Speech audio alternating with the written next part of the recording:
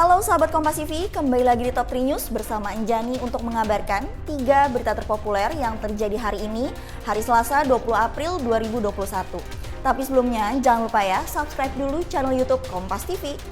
Berita pertama, sahabat Kompas TV, Kepala Staf TNI Angkatan Darat Jenderal Andika Perkasa menyatakan akan terus memburu prajurit 1 Lukius Matuan yang membelot bergabung dengan kelompok kriminal bersenjata Papua. TNI Angkatan Darat terus mengejar keberadaan prajurit 1 Lukius yang membelot dan bergabung dengan KKB Papua.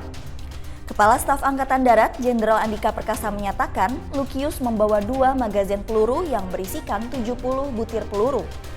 Sebelumnya, prajurit 1 Lukius diketahui membelot sejak lari dari barak militer pada Februari lalu. Sebetulnya terdeteksinya pada bulan Februari yang lalu, di mana dia meninggalkan pos. Saat ini batalion itu sedang bertugas di Papua. Bertugas operasi yang memang di-manage langsung oleh Mabes TNI. Oleh kawan-kawannya dan atasannya kemudian ditemukan pada bulan Februari yang lalu, tanggal 12-an kalau tidak salah, dia meninggalkan posnya. Nah, senjatanya ditinggal, semua perlengkapan ditinggal kecuali ada yang dibawa. Yang dibawa ada 2 magazen. Magazen itu tempatnya rumahnya peluru. Rumahnya peluru yang dimasukkan ke dalam senjata. Senjatanya dia tinggal. Tetapi 2 magazen dengan isi 70 butir munisi 5,56 mm. Itu yang dibawa. Sampai sekarang prosesnya masih terus kita tangani,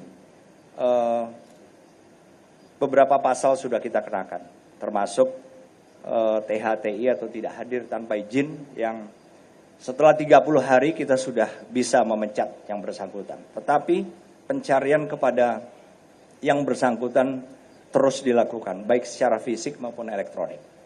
Berita kedua, sahabat Kompas TV, tercatat lebih dari 270.000 kasus baru positif COVID-19 terjadi di India dalam sehari. Lonjakan ini terjadi usai sejumlah ritual keagamaan. Menteri Kesehatan Budi Gunadi Sadikin pun meminta warga untuk mematuhi protokol kesehatan agar hal yang sama tidak terjadi di Indonesia. Lonjakan kasus COVID-19 terjadi di India. Pada Senin kemarin, penambahan kasus positif mencapai lebih dari 270.000 dalam sehari. Lonjakan kasus COVID-19 terjadi setelah sejumlah ritual keagamaan diadakan dan mengundang kerumunan warga. Salah satu ritual yang dihadiri oleh ribuan orang adalah Kumela saat warga berkumpul di Sungai Gangga pada pertengahan April lalu. Oleh karena itu, Menteri Kesehatan Budi Gunadi Sadikin meminta warga untuk mematuhi protokol kesehatan agar lonjakan kasus penyebaran COVID-19 tidak terjadi seperti di India. Yang kedua yang paling penting adalah karena mereka sudah vaksinasinya tinggi, jumlah konfirmasi kasusnya menurun, mereka lupa. Mereka kurang waspada. Mereka mengendorkan protokol kesehatan, memakai masker, mencuci tangan, dan menjaga jarak. Kita sekarang alhamdulillah PPKM Mikro dan program vaksinasi sudah bisa menurunkan laju penularan, kasus konfirmasi, keterisian rumah sakit. Tolong kita jaga diri kita tetap waspada, kita tetap hati-hati, kita tetap disiplin menjalankan protokol 3M, kita tetap mematuhi aturan PPKM Mikro yang menurut kami sudah sangat baik jalannya. Kalau itu bisa kita tetap jalankan, insya Allah di masa Ramadan ini dan Idul Fitri kita tidak usah mengalami seperti yang ada di India.